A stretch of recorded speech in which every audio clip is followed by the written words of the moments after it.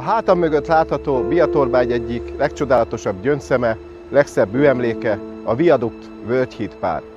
Ma, szeptember 13-án egy tragikus eseményre emlékezünk. 92 évvel ezelőtt a csantavéri születésű Matuska Szilveszter ekrazittal röpítette a levegőbe a bécsi gyorsot.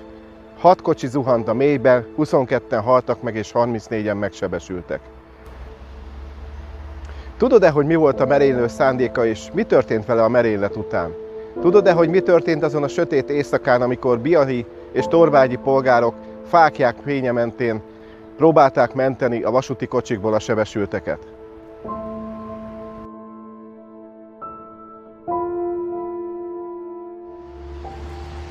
Ha mindenről szeretnél többet tudni, keresd ezt a frissen megjelent kötetet.